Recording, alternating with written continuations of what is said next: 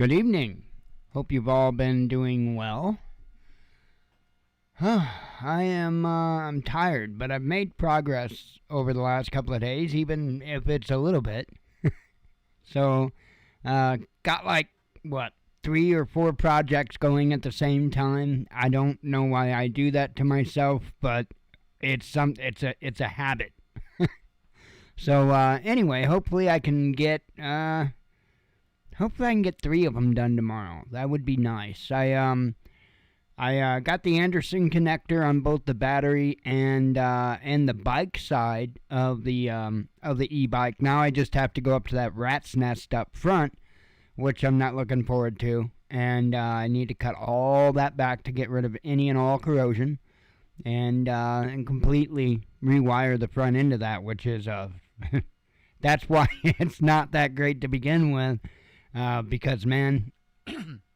There's a whole lot of wires that go up there, so it's kind of crazy. And when you get that many wires and start wrapping that many wires together in one big old, connection, you're supposed to use things like, little blocks and stuff like that to do it the correct way, but, man, that's just an expense that I just can't, I can't justify it, really, when I can just... I'll do a much better job this time of soldering it, and then when I wrap it, I will wrap it really, really well, so it's not going to get moisture in there, which is why it looks like it does now. That hasn't had tape on it for quite some time, so a lot of that corrosion and stuff like that with the wires came after I originally started to dig into the problem, like, I don't know, probably a year ago. So it's sat outside all that time and all that weather, and so it wasn't that bad as far as the corrosion and stuff when I initially started. So, but now, since I didn't finish it then, because I just wasn't with that connection from the battery to the main harness, I really wasn't happy with what I had, and I really couldn't make up my mind which way I wanted to go, because you're talking about one hell of an arc when you touch that. And then I just, I got to thinking about it, and it's like, there's really no better answer than an Anderson, and so that's why I went with that. Yeah, it's overkill and then some, but I don't have to worry about it arcing and damaging the contact so that it won't make a good connection or any nonsense like that. So, anyway, so I got that project to finish up. I'm removing the muffler on the diesel parking heater. I'm removing the muffler and just gonna run up the pipe straight 2 hoses out. The muffler really doesn't make that much of a difference, and that muffler is really, really cheap, and chances are probably pretty high that thing leaks like a sieve. I mean, it's got a seat port in the bottom of it where it can moisture can seep out, so it's clearly not airtight. But I just want to get rid of that anyway. It's really not that necessary. So I want to get that finished up tomorrow. Started working with getting the grow tent going, and just a bunch of stuff I want to get done before it gets stupid cold and all of that outside. So other than that, that's what I've been busy doing. Like I say, I'm kind of worn out. Not necessarily from all that, just everything. The news, still insane. I did spend some time. I grabbed a couple pictures because I realized that a lot of people have a life and much better things to do than watch 2 grown men fly their computer airplanes for 2 hours. I get it. But I did grab a couple of the screenshots. Well, one of them from yesterday. I love that. We were flying down the west coast. I don't I think we were still in Canada at this point. I don't think we had crossed over. No, we never did cross over into the United States. So we could have been in Alaska at this point, but I'm not positive. We left from Alaska and went down the west coast of Canada, and it was an enjoyable flight. I didn't do so well that flight, but anyway, today I went to play in India Fox Techo's this thing. MB 346, I believe, is what this is. And yeah, I did a 3-point landing today. That's that. I'm gonna call that a 3-point landing, and I'm calling that good. The funny thing is the aircraft, and I have full realism settings set. The aircraft never registered a crash, and what's even crazier than that is I actually gave her all hell, and it scooted across the ground until it reached a fast enough speed where I had enough lift on the wings to where I could level it and actually take back off into the air. It was crazy. No, you couldn't do that in real life. The realism settings, well, let's just say they failed. But anyway, let's see. Now, I may have actually gotten tipped on the corner like that and not registered a crash. That's possible. You can even, if you're a good enough pilot, you can even belly land an aircraft in the flight simulator, you know, but you got to really be easy with it. So yeah, you can tip over like that and not necessarily register a crash. It just depends on how hard you do it. I didn't do it hard. It was just barely a slow tip. So in real life, it would have damaged the aircraft. It wouldn't have been able to scoot across the ground and take back off. But yeah, it was fun. So anyway, you guys are here for the news. Wow, there is lots of craziness, and that's not anything new. But what's going on in the energy industry is absolutely sickening. And I sit here and I read headlines to you as of late, many headlines talking about the rough shape that folks are going to be over across the pond when it comes to energy. And, you know, I've even, the first headline I've got here really kind of explains their situation over there. Let me go ahead and bring that up. And all these that I have open, all these tabs, I got 7 tabs open. They're all from today. So, at least that's when it was put out by RT. EU nation issues warning on potentially deadly energy disruption, says Bloomberg. Okay. If Finland were to cancel its planned rotating power cuts in winter, it could lead to a large-scale national disruption, the country's electricity grid operator has warned, according to Bloomberg. If the outages don't go ahead, the resulting uncontrolled blackouts would mean people could die, Arto Pakan, a network operations manager at Fingrid, told the news agency. The utility has repeatedly warned of potential rolling blackouts due to the coming winter, citing great uncertainties related to availability of electricity. The warnings came after Russia halted electricity supplies to Finland in May, due to non-payment for the provided to the country during that month. For power, sorry. Duh. Although Russian energy only made up a small fraction of the Nordic nation's total supply, the loss of deliveries threatens to have a massive impact, with Finns forced to choose between several bad options. Temperatures in Finland in winter often drop below negative 20 degrees Celsius, while in cities gets less than 6 hours of light a day in the darkest months of the year. This makes Finland particularly vulnerable to the EU energy crunch, with a loss of power potentially exposing residents to life-threatening conditions in a matter of hours. At the same time, Finland is reportedly far better prepared for power outages than other EU member states, though the nation has not suffered a national grid failure since 1974. The population has always been encouraged to plan for such a risk.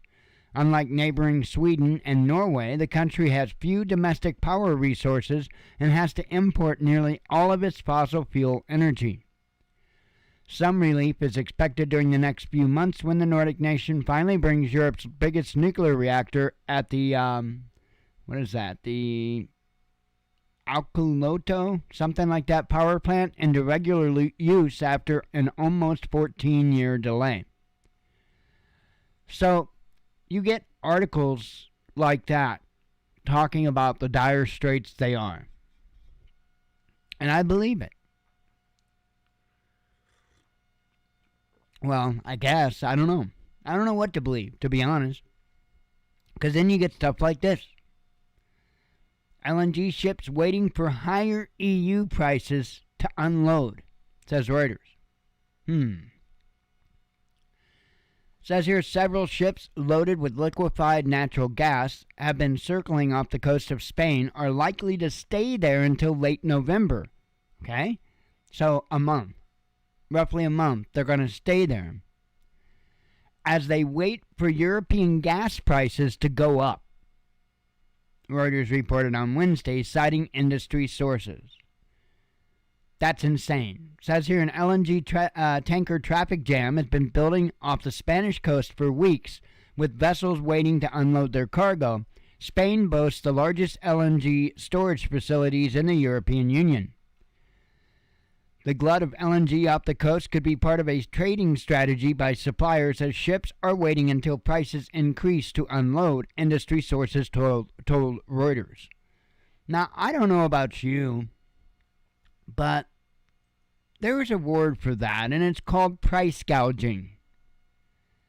And it's highly illegal for us to do it. Even if you own something like a gas station and do it, yeah, they're going to come down with a heavy hand, and rightfully so. However, the ones at the top of the pyramid, they do it all the time. Do it all the time. And get away with it. Get away with it. It's insane. But don't you dare do it. Says here, natural gas prices are at their lowest level in Europe since June, having dropped 28% in a week, due in part to the above-normal temperatures and high inventory levels, as the EU's gas storage is now nearly 95% full, according to Rystad Energy. If one single idling vessel discharges its cargo, the price will immediately collapse by affecting the other cargoes in the queue, and this domino effect is so painful in terms of opportunity cost. Do you hear that? Opportunity cost. One of the sources told Reuters. You see how they use words to just completely whitewash the problem? Yeah, I like that, right? Not really. Opportunity cost. Said here, just by waiting to deliver in December rather than November, the difference in profit could be in the order of tens of millions of dollars per shipment. Michelle Weiss-Bachmann from the shipping journal Lloyd's List told the BBC. Now, you have to understand that tens of millions of dollars is money that people, average everyday people, have to pay while they play their price-fixing games and getting away with it completely. It's insane. It is absolutely insane. And then, and I know, there's going to be people that say, well, didn't you read? You said it. 95% full. Where are they going to put it? Come on now. With the crisis that they are supposedly in over there, they'd figure something out. It wouldn't be a matter of the ships waiting for uh, offloading. Man, I am not cool with what they're doing. If they put their mind to it, like, oh, I don't know, like when they did when a certain virus went around, oh, pull out all the stops for that. Why can't they start manufacturing storage facilities? I mean, they've had months. They've had months to prepare. And now, as we're running up against the clock, they don't have any extra storage space. And you've got big corporations out there, energy corporations, that are price gouging. You is who they're price gouging. I will never understand the resistance against alternative energy. I'll never understand it. I get it. We can't just switch over to it. It's a process, and it's a very long process. I get that. But not starting to take that walk to further pad the pockets of these kinds of people? I don't see the logic in that. At all. And once again, especially the Americans, we want to talk about just how resourceful we are. How many things that we invented or created, a lot of times after somebody else.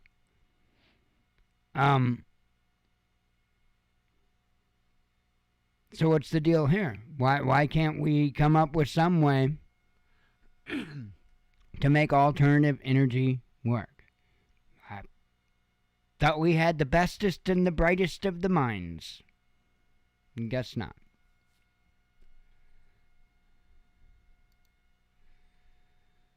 Then you have this. EU gas prices to remain high for years, says Equinor CEO. Or Equinor, I don't know how that's pronounced. Natural gas prices will remain high in the EU for years, due to the drop in deliveries from Russia, the CEO of Norway's state energy giant, Equinor, I'm going to go with Equinor, said on Friday. The fundamental problem in Europe is a shortage of gas, and there will be a shortage over time. And if Europe is to attract that gas, it should pay It should expect to pay a high price in the coming years. And then they gave me names like this. Anders Opedal told a news conference, according to Reuters. I suck at foreign names. He said Norway is currently providing record volumes of gas to the bloc, but warned that the latest EU proposals to cap prices for the commodity may prove to be counterproductive in battling the energy crisis. Any price cap is not really solving the fundamental problems. In fact, it can be counterproductive, increasing demand while supply is not increasing, he argued, as cited by Bloomberg. Equinor recently overtook Russia's Gazprom as the EU's largest gas supplier, but analysts say it does not have the production capacity to replace Russian gas flows. Still, Opedal pledged that his company's contribution will be to produce as much as possible. Amid the rise in global energy prices, Equinor posted a record third-quarter profit on Friday, reporting that its adjusted earnings for July through September rose to a staggering $24.3 billion from $9.77 billion in Q3 of 2021. Yeah. Hey, let me repeat that. Equinor posted a record third-quarter profit on Friday, reporting that its adjusted earnings adjusted after they hide as much money as they can, for July through September rose to a staggering $24.3 billion from $9.77 billion in Q3 of 2021. So more than doubled. Okay? Insane. And now, you got ships waiting off the coast, Because they're waiting for the cost to go up, the price to go up. So they can make another staggering adjusted earnings. It almost sounded like George Carlin. Thank you, George. It's nuts. Absolutely nuts. And then here, Italian inflation expected to hit double digits. Inflation in Italy is expected to peak at 11.9% in October, the highest level in over 38 years, according to preliminary figures released by the country's National Statistics Authority. The rate picked up from 8.9% in the previous month and exceeded the expected 9.6%, the National Institute of Statistics, or ISTAT, said on its website. The wide speed up was mainly due to the prices of energy. Seems like we've talked about energy recently. I don't know. It rose from 44.5% in September to 73.2% in October. You know, that energy that we were talking about. And food, including alcohol, from 11.4% to 13.1%, ISTAT added. See how much more energy went up compared to... It's nuts. Says consumer prices have been on the rise across the EU, with Belgium, Denmark, the Netherlands, Poland, the Baltic nations, and others seeing their inflation rates go well into the double digits over the past few months.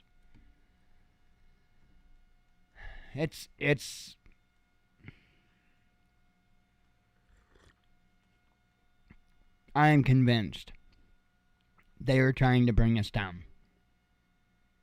Absolutely convinced of it.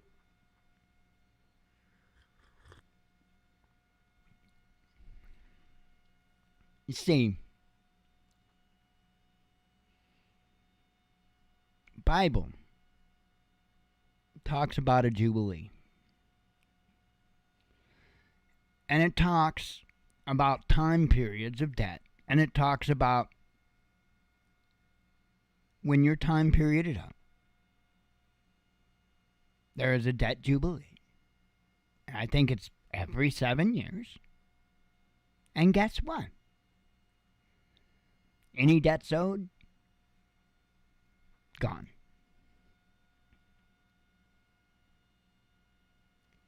Now, I'm not saying I'm pushing for a system. I'm not saying I'm not pushing for a system like that. I would like to live I can't even say it. Biblically, I can't say it. But, you know, you have to understand, though, there's a lot of other things that come with that book.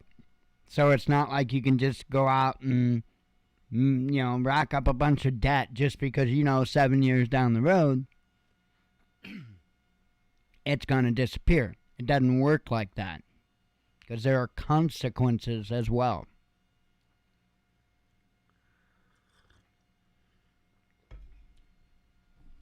I just don't understand. The world is in so much turmoil over this money, this man-made thing.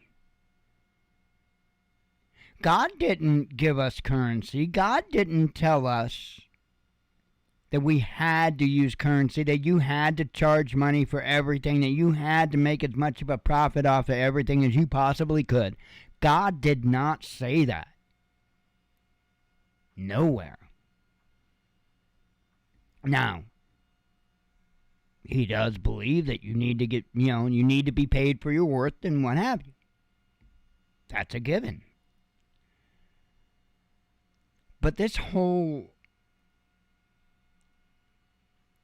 debt thing that the world is experiencing goes all the way up to the IMF, the World Banks. All the way up.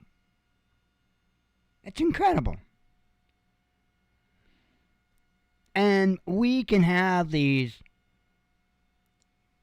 mortgage company bailouts that we had back with the 2008 nonsense. We just had a round of student loan bank bailout, because that's what that was. Don't tell me it was student loan forgiveness. Bullshit. That was financial lending bailout.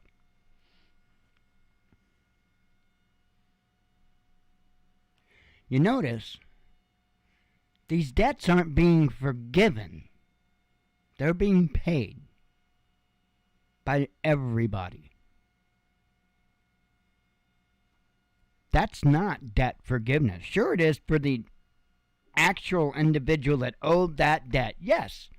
For them, yes. But for the rest of us, no. Debt forgiveness would be if that lender said, look, we're gonna cut you some slack just because of everything going on. You're good. That's debt forgiveness. The only one that can perform debt forgiveness is the lender, not somebody that goes and pays the bill for them. That's not how that works. I mean, it's how they do it, but that's not debt forgiveness. That's a bank bailout. It's insane. It's insane. But I digress. Ah.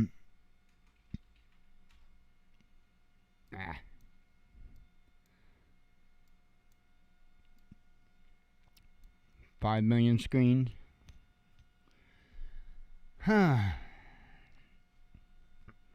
So, I'm sure you heard, let's see, the news came out, what's it, late Thursday, I guess, or sometime Thursday. The news came out Thursday.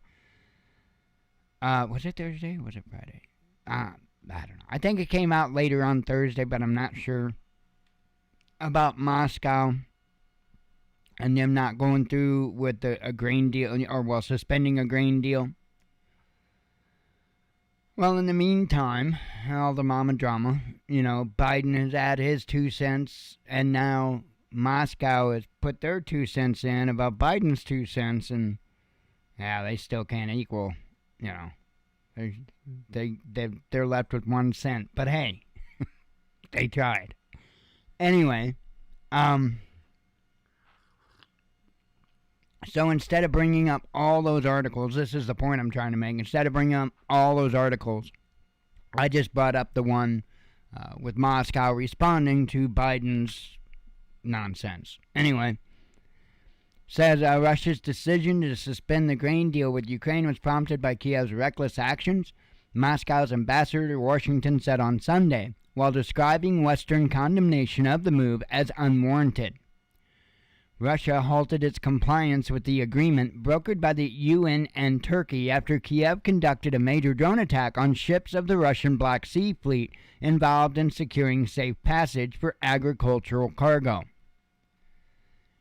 Speaking to reporters, Anatoly Antonov said Washington's reaction to the terrorist attack on the port of Sevastopol is truly outrageous, adding that the U.S. refrained from condemning the reckless actions of the Kiev regime.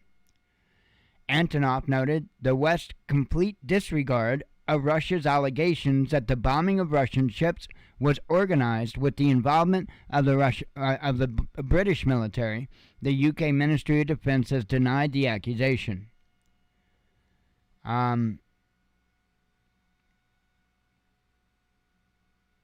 Let me see if there's really... Okay, on Saturday, Russia's defense ministry announced that it was suspending the implementation of agreements on the export of agricultural products from Ukrainian ports, citing a Ukrainian terror attack against ships of the Black Sea Fleet and civilian vessels involved in ensuring the security of the grain corridor.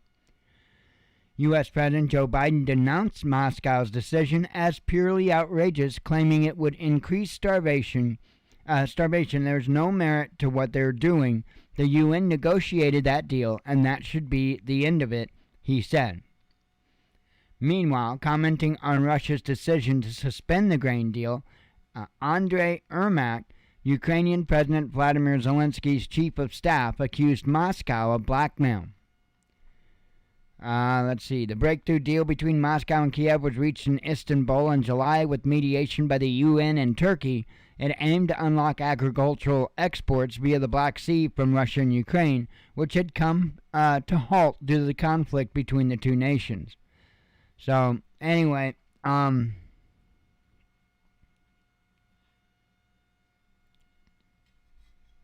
on.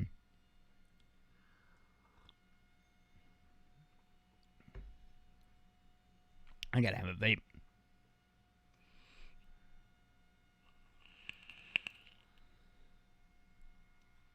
And then just, I think as the intro, as I was doing the intro to the show, I think I shared out this article here. It was the last article I shared, I can tell you that. Ukrainian grain shipments agreed without Russia.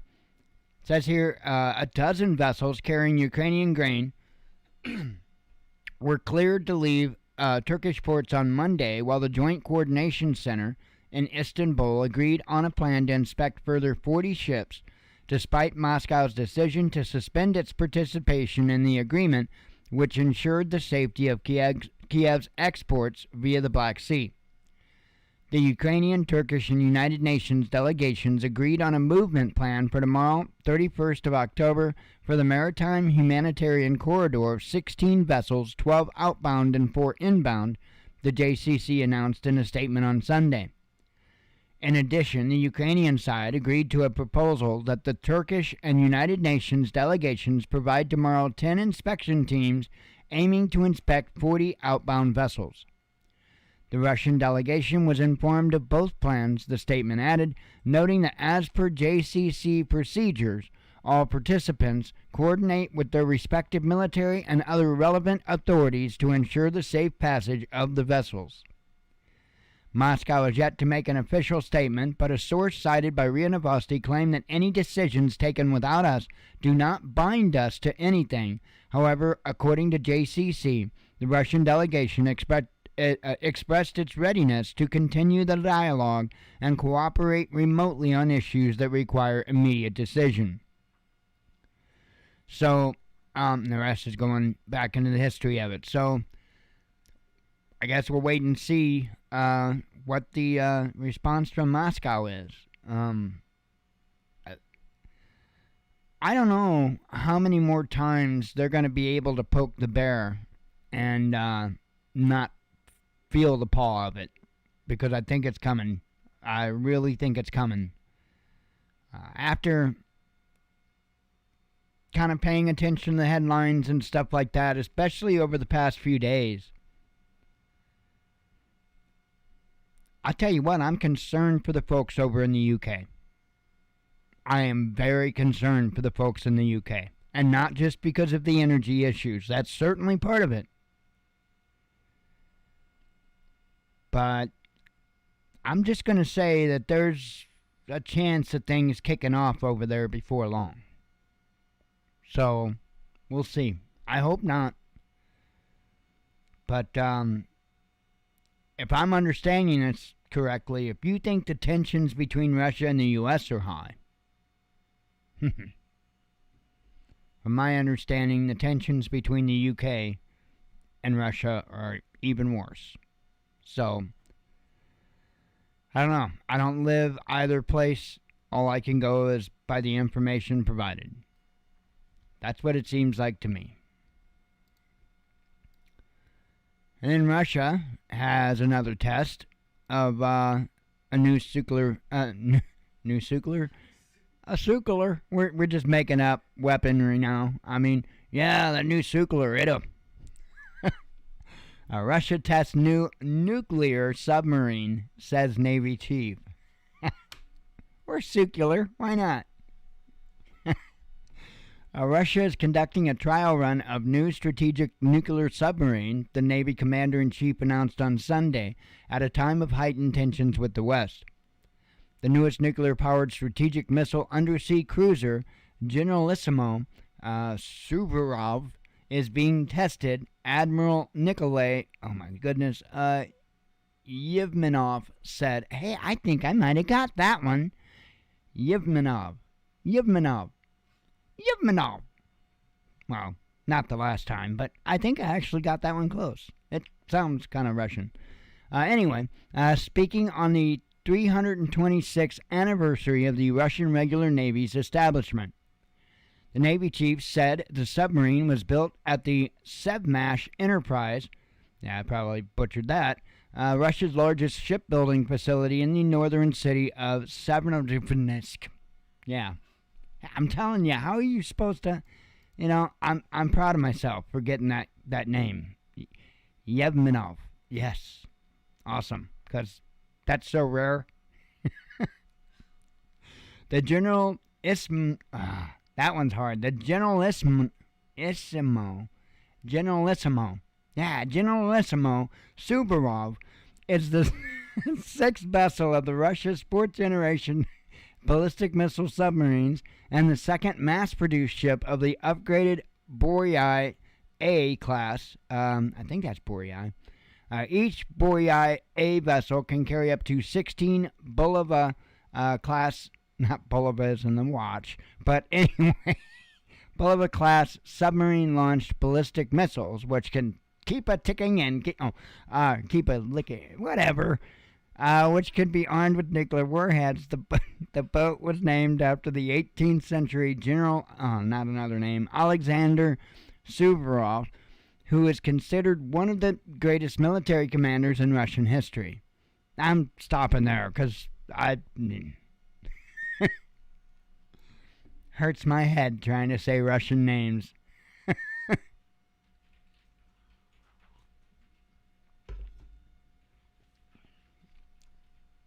Oh, man.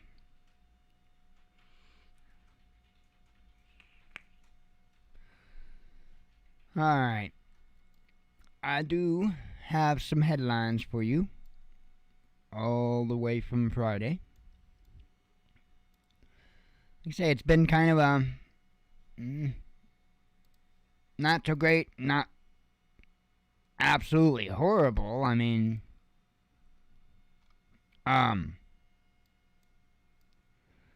yeah, we'll see. We'll see what this week brings. I'm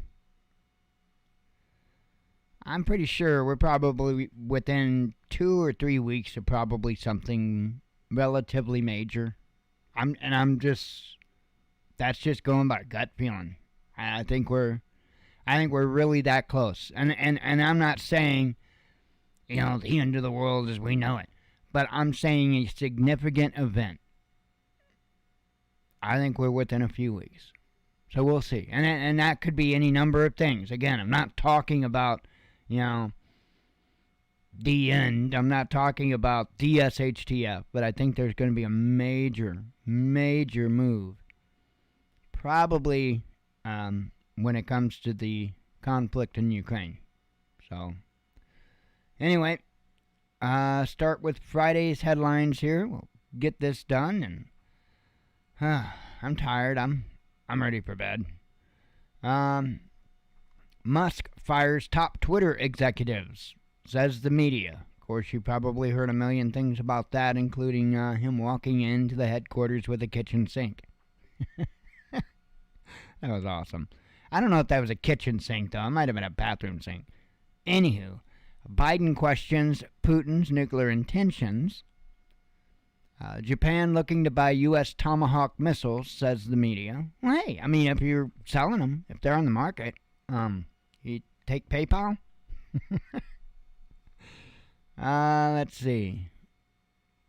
Russia's move away from the dollar is irreversible, says a leading banker. Major U.S. car maker leaves Russia. North Korea fires 2 ballistic missiles. Again, this was on Friday. Russia invites friends to join Arctic oil mega project. South Korea denies arming Ukraine. Putin explains Western economic model. Russia reports abuse of Ukraine grain corridor. Germany and France agree on pushback against U.S. plans, says Politico. Australia's inflation spirals. A Pentagon appears to benefit from human trafficking, says Washington Post. You don't say. Really? I would say there's a lot of the government far, far, far beyond the Pentagon that benefit from human trafficking. We need to do something about that. And quit playing.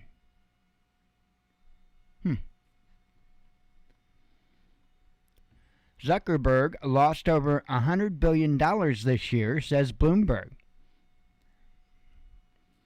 War crimes whistleblower to face prosecution. Russian president calls for alternatives to SWIFT. Poland demolishes 4 Soviet World War II monuments. Intruder breaks into Nancy Pelosi's house, which is, you probably heard about it to death, but I don't know. It's just all whack. And it's one of two things. This dude was so flipped out on some kind of drugs, or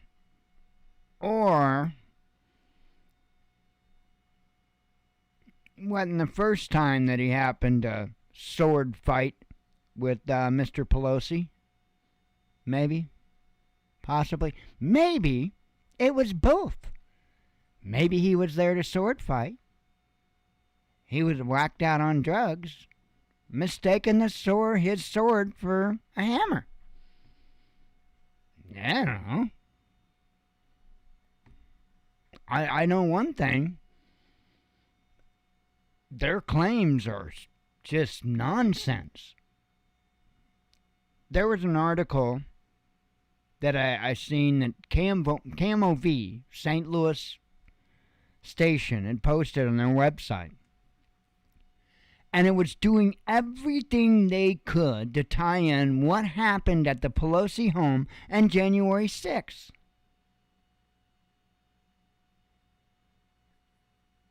I mean, it's mind-blowing how they were trying to tie the two together. You know what they were going by? The key thing to tie in what happened at the Pelosi home, by the Castro nudist protester. He had zip ties with him.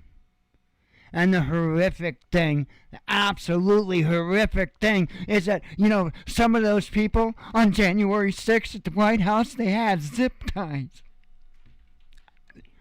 The nerve. Who would be so cruel to carry zip ties? I mean, what the hell are these people on? Dude, I mean, I've done some shit in my 50 years. I've smoked some really good weed. Gel tabs. You ever heard of gel tabs? Holy cow, right?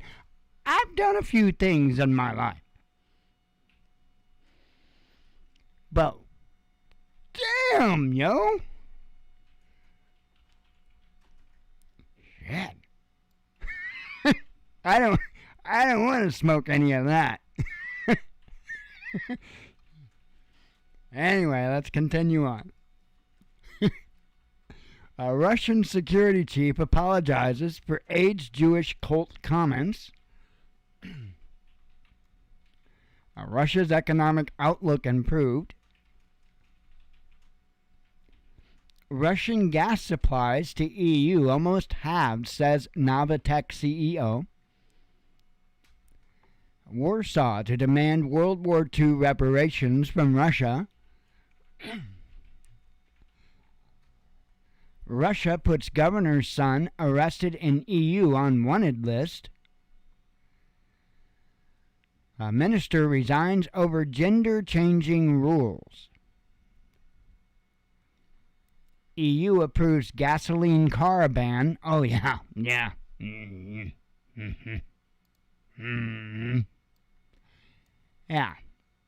The EU has reached an agreement that would oblige car makers to achieve a 100% cut in CO2 emissions by 2035. They're just going to absolutely wipe out every frickin' plant on the planet. They don't care. This measure would effectively ban the sale of new petrol and diesel fueled cars in the bloc starting from that year. So 2035. I would say they're ambitious. Could it be done? Yeah, absolutely. That's plenty of time. Look, they've got the battery storage technology. They've had the battery storage technology, but you don't understand how big business works. They're not going to give you the goods. They're going to just keep bumping you up a little bit more and a little bit more, and they're going to drag out the advancement of technology when it comes to you and I. They're going to drag it out. Why? Because they can. You've got ships loaded with LNG off the coast of Spain that refuse to unload because they're waiting for the gas, the fuel, for the energy prices to go up so that they can make more money, a larger profit. You don't think these folks that are in the technology industry are just stringing you along a little bit at a time? I guarantee you they are. I know people that 10 years ago, more than that, 15 years ago, had stupid, insane internet speeds up in Canada, right, that made speeds in most of the places of the U.S. look like a joke. And their internet was combined with their home phone bill, with their cell phone bill. It was all one place. Rogers, boom, you paid them, you got your cell phone, your home phone, your internet, everything. I think your TV too. One bill, right? Super fast speeds. But the U.S. was just chug, chug, chug, chug, right? Amazing, isn't it? And Canada's by far from the best when it comes to that stuff. That's just a good example. So they string us along, and they're doing the exact same thing when it comes to battery technology and all that. They're stringing us along. How long have they been playing with graphene? How come we don't have a graphene battery product on the market yet?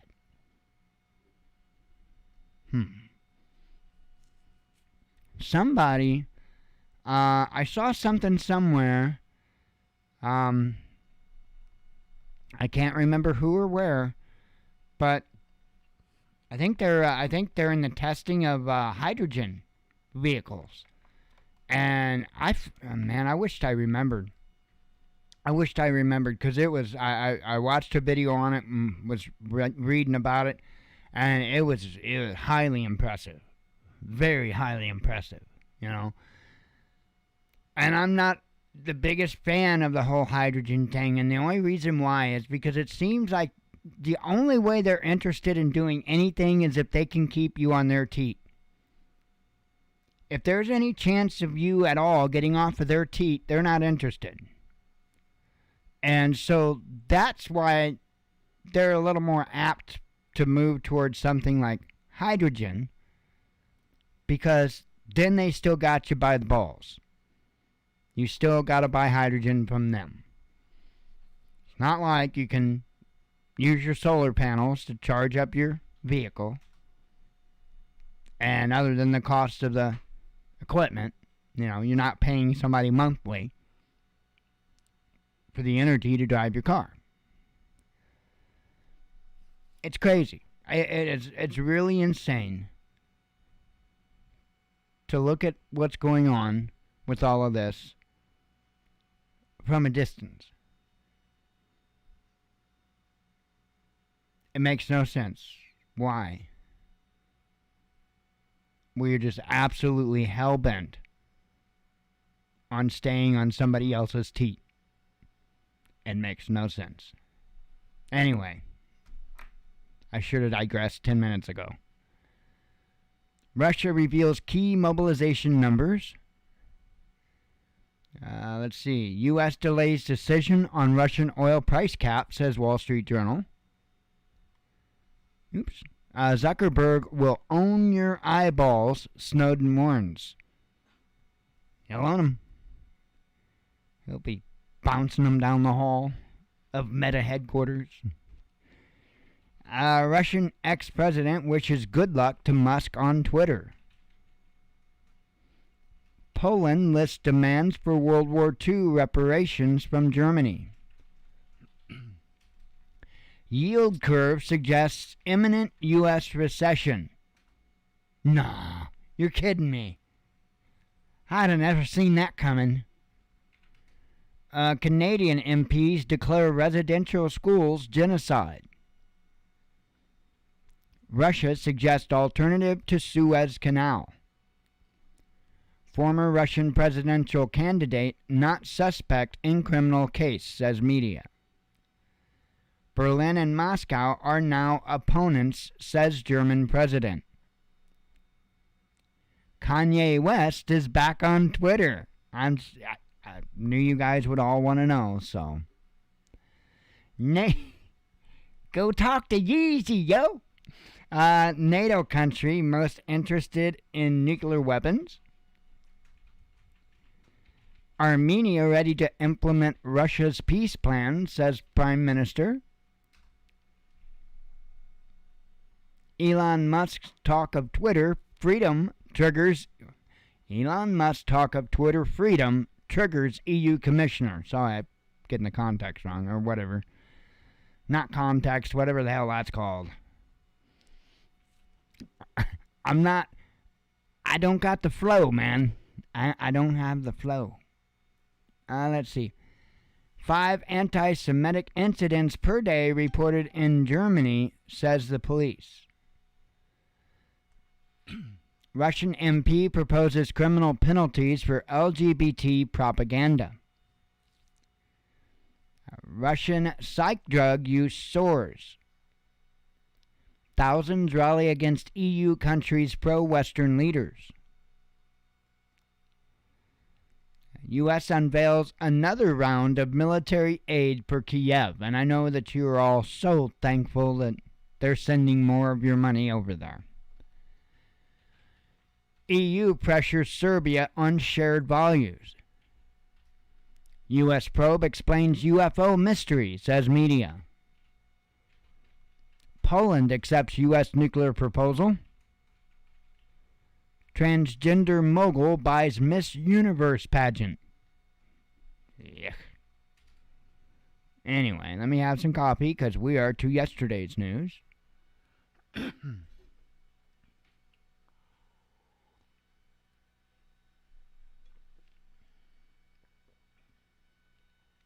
Hey. You know what makes you go blind, right, Hexafus? Shame on you.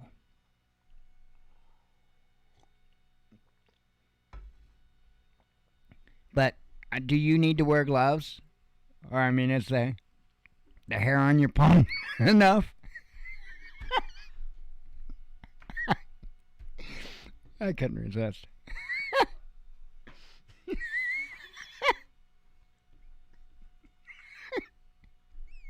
Anyway, China blasts U.S. nuclear blackmail. Musk rocks media over Twitter layoff prank.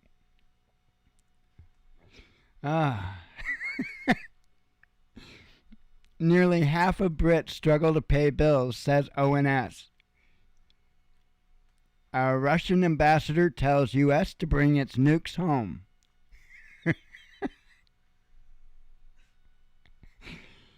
Canada to invest in nuclear energy. Ukrainians could freeze to death this winter, says Kiev mayor. Mexico to boost trade ties with Russia, says diplomat. I made a comment hell, I don't even remember what the comment is, but in less than a day, it's gotten over 2,500 reactions. There's like over 100 people that's commented and mentioned I quit long ago. I'm trying to keep up with the replies. But yeah. I don't know what's wrong with me. Let's see. Where the hell was I? NATO chief links China to blocks Ukraine support. UK reveals when it will stop Russian gas imports. A German bailout of struggling energy giant may reach 60 billion euros, says Bloomberg. Hear that? German bailout. A bailout of an energy giant. Looks like it's going to reach 60 billion euros. Not any type of debt forgiveness. Okay? Bailout.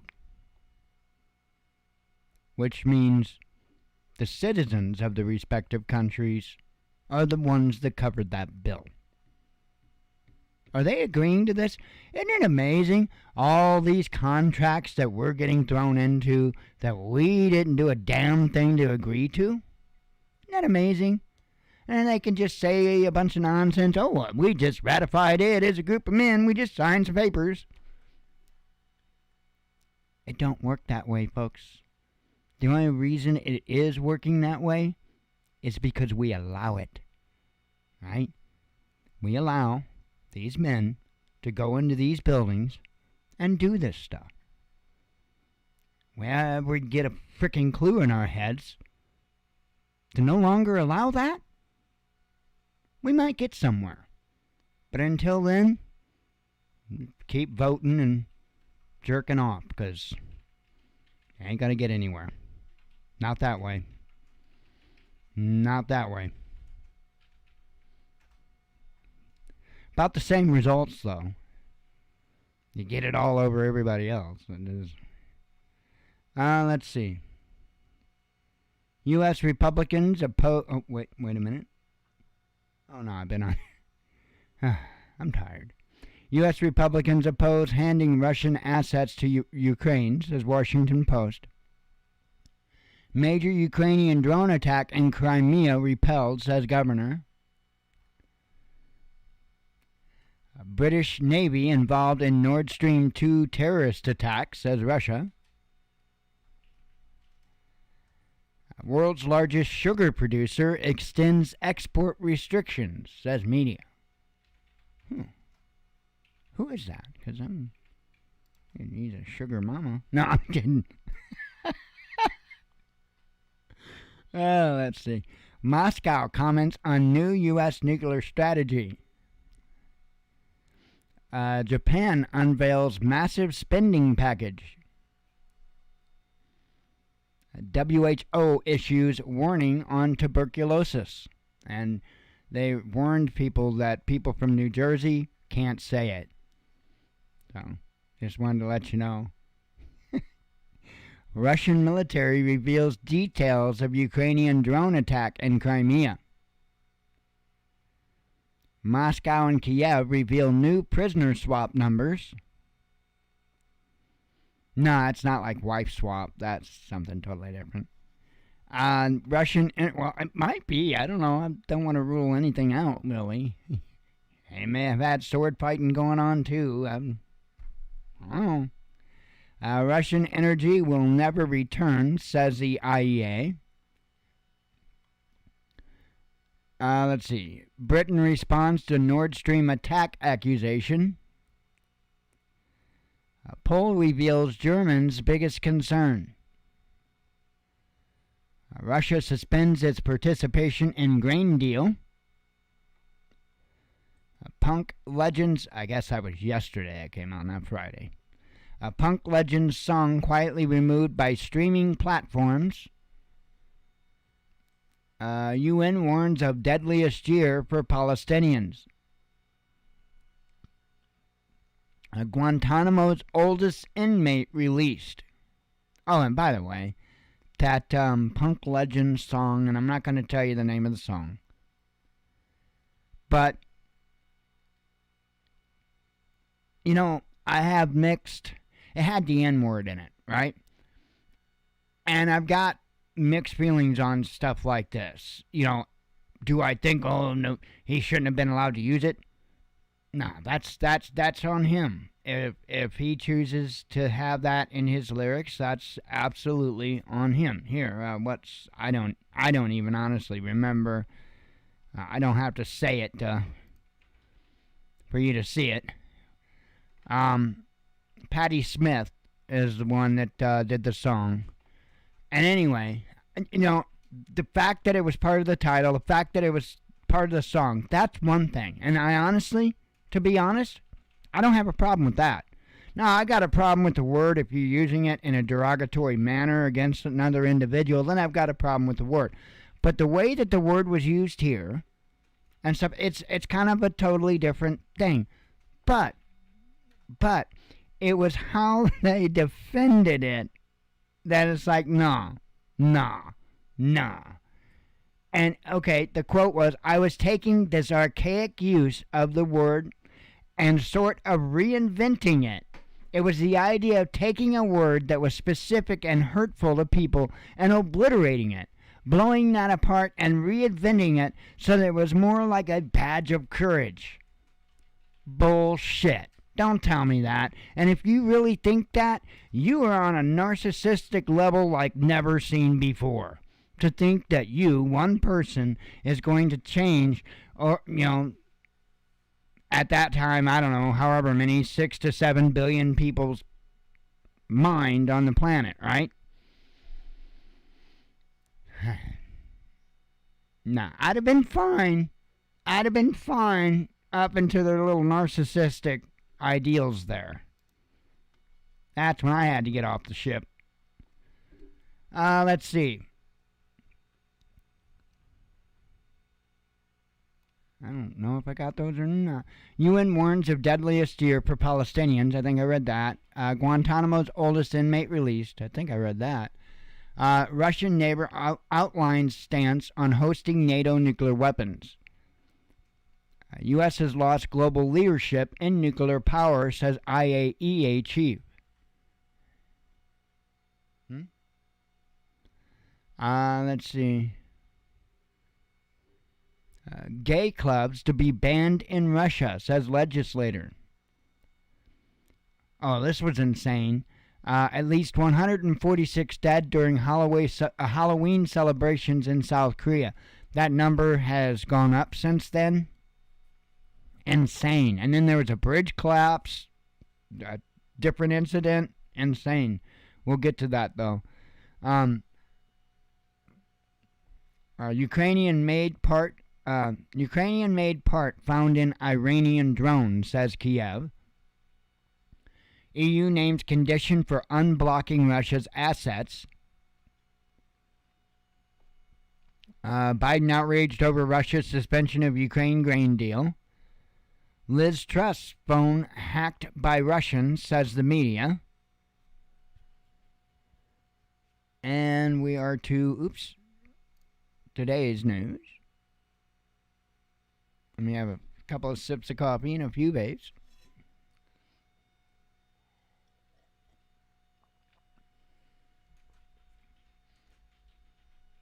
Today there isn't an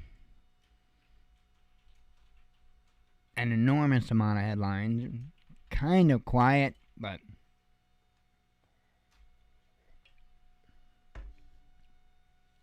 I won't say a good quiet.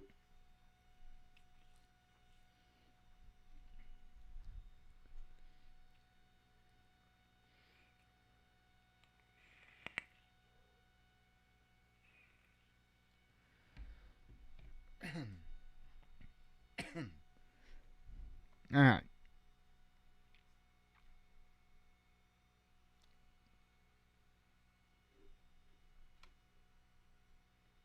I'm trying to make sure. Okay.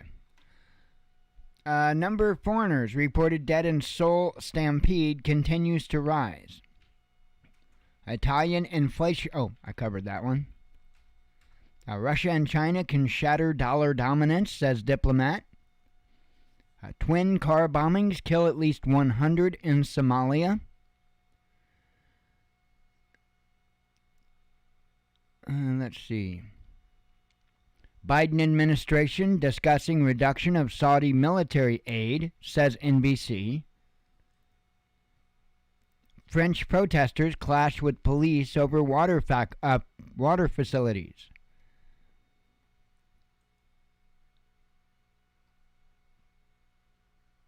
Kremlin reveals possible basis for Putin-Biden talks. Ukraine behind drone attack in Crimea, says New York Times. German official offers controversial solution to gas crisis, says media. Chemicals giant blames plummeting earnings on high gas prices. Russia tests... cover that one. Criminals in Finland obtain weapons from Ukraine, says police. Moscow explains why negotiations with Kiev are unfeasible. Bridge collapse in India kills dozens, says officials. The U.S. seeks India's cooperation to face joint challenges. New details on drone attack in Crimea emerge. Washington seeking to weaken EU, says Moscow. Ukraine wants U.S. to put pressure on Israel. Opposition politician in a hospital following brutal detention. UK immigration facility firebombed. Dozens of cars bump into each other in Moscow. Berlusconi suggests way to end Ukraine conflict. Brazilian presidential rivals face off in tight runoff, and I know that the guy was actually, which one was it? Lula. It's the one they're saying is the winner of that. Ukrainian grain shipments agreed with... I actually read that, and that's it.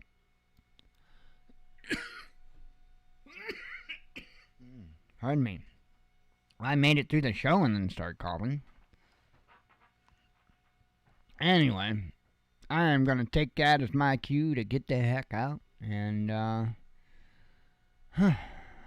I'm just going to relax. I am tired. Anyway, I will, God willing, see you all tomorrow night. I appreciate everybody coming. Hope to see you tomorrow. As always, God bless you all. We love you all. Be one with your spirit. And shalom.